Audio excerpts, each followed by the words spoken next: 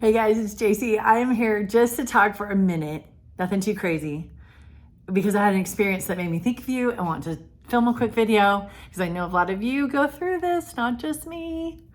Our topic today is food pressure from other people, which I had a couple of conversations with others about it.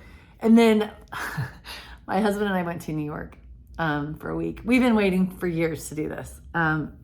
He's been several times, I've never been. And so he's talked to me about all the things we'll do. And we had a ball. But here's what I noticed on our trip. And this is why I'm recording this and thinking about you. I've been on my food journey for 20 years, almost 20 years. It started in 2004. So we're right at about 20-year mark.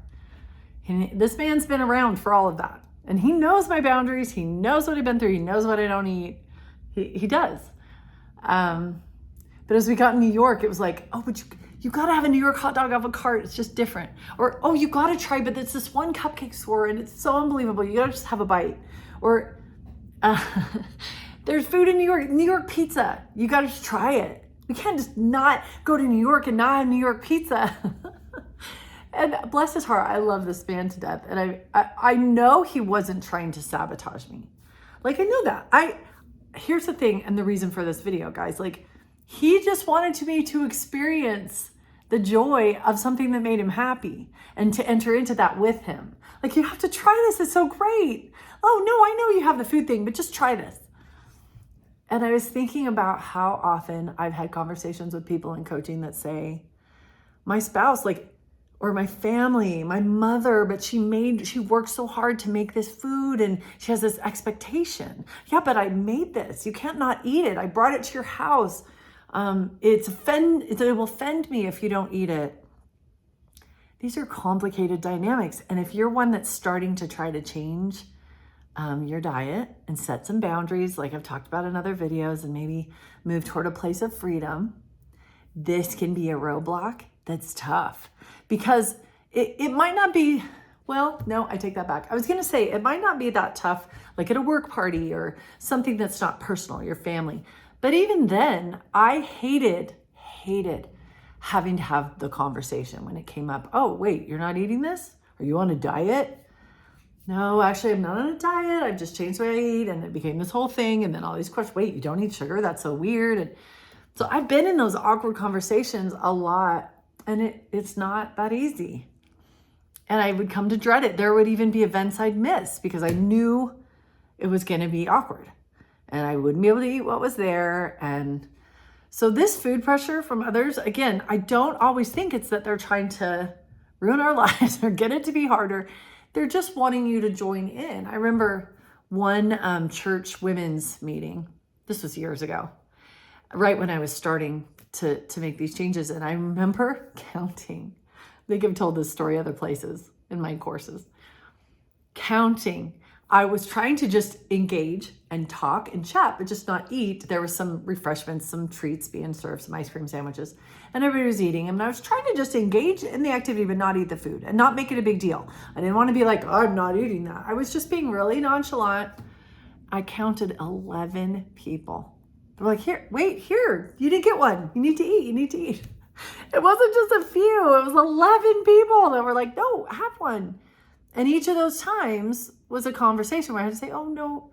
And sometimes they'll take no. Oh, okay. I mean, it's getting a little more common for people to have food allergies or special diets. Back when I was starting, it wasn't as common, but it's starting to be a little better. But even then, some people are like, well, why? Wait, are you...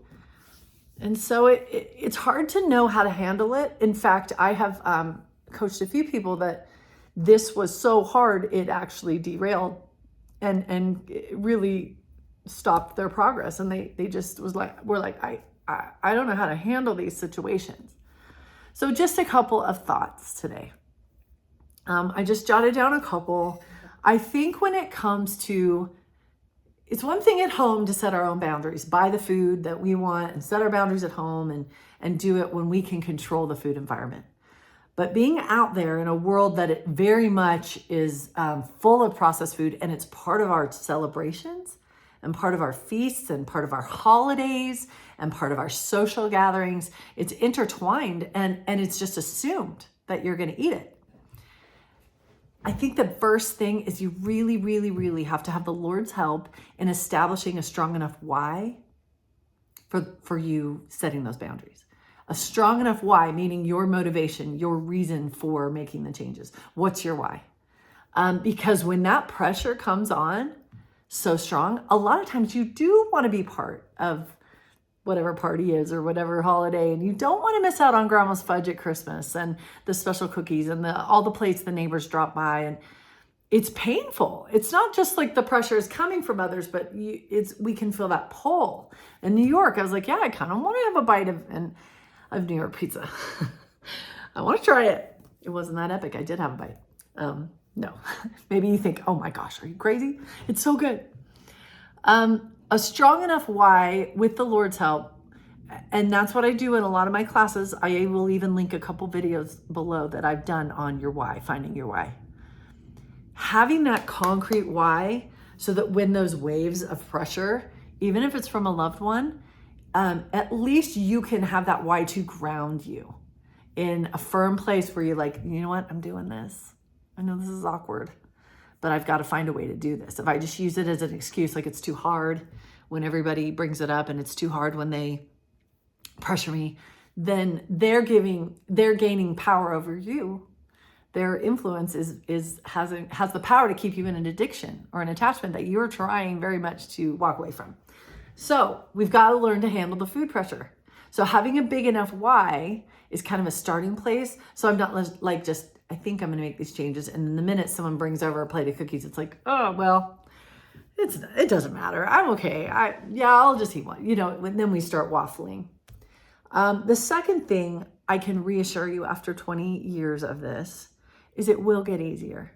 It will get easier. Those conversations were very awkward at first, and I didn't really know sometimes what to say because a lot of people will get defensive as if my not eating it was a commentary on their eating it. And it wasn't. I wasn't saying that. I wasn't judging them. But by not partaking, they would start making excuses. And and it just would get really awkward sometimes. And so, yes, those conversations might happen sometimes. But what I found was a lot of my work, my family, my husband, even though I told that story, they learned that I wasn't doing this. That for the most part, here's JC's boundaries. And eventually it wasn't a conversation anymore because we'd had it. At first I had to have those awkward conversations, but once people knew, it kind of settled it. The thing in New York, it comes up again sometimes, and I was joking with him. He's like, I'll still probably live as long as you, and I eat hamburgers. He's teasing me. But I'm like, it's not about that. It's that I'm a different person. I'm free. I'm happier. I'm clear. I am radically different without the processed food. And that is my why. And I'm sorry. I don't really want the hot dog off the cart. Thank you. But I will eat this and I will eat with you. I just won't always choose what. It's okay. I can still enjoy New York. The conversations will get easier and you'll learn as you go. Sometimes I just make it real simple and don't explain myself and don't make it complicated and just go, oh, no, thanks. My husband is actually gotten really good when we go out to dinner and they ask about dessert. He will be the one to pipe up first and go, we're not really dessert people.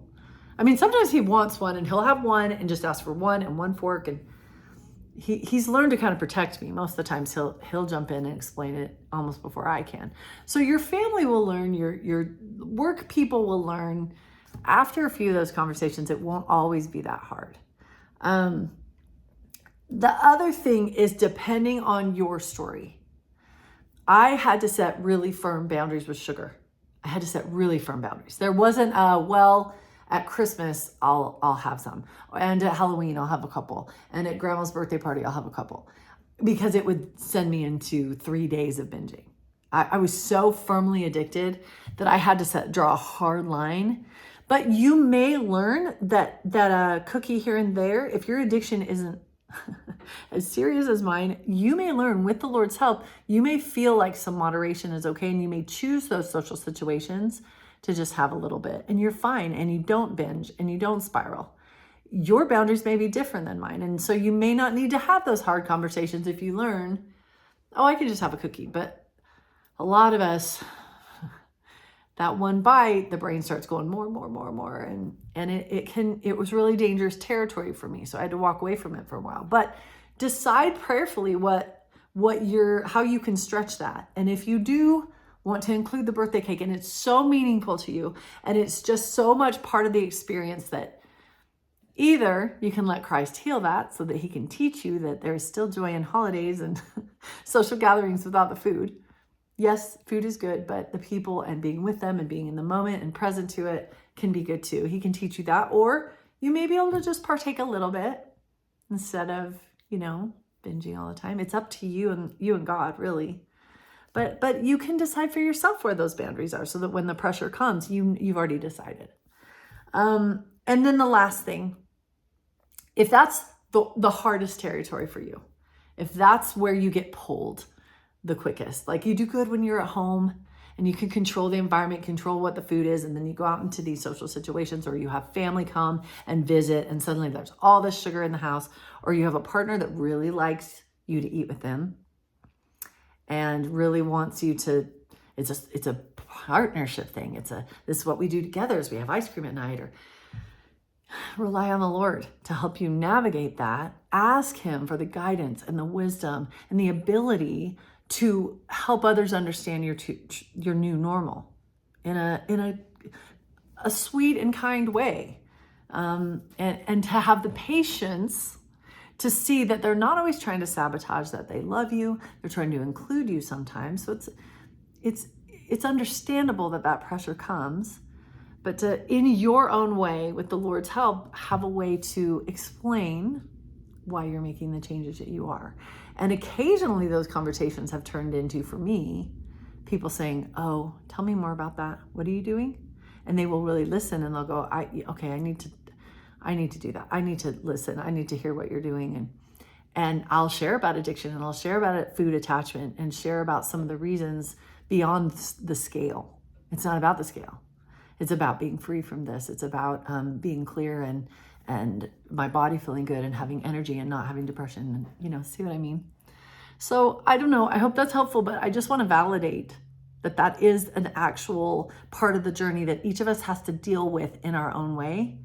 But the Lord can help you. It may feel overwhelming and it may feel too hard, but he is there. He is enough for even the hardest of situations, even if it's your mother and she is guilting you over not eating her food. That's not my experience. I'm just heard from a few on that. Even if it seems so hard, like I can never tell this person no, or I can never throw weight. What am I going to do? Let him help you navigate that so that you have power over your own life, your own food. It's not the pressure of others that's controlling your choices, but that you are free to set those boundaries with the Lord's help. Hope that's helpful. Have a great week.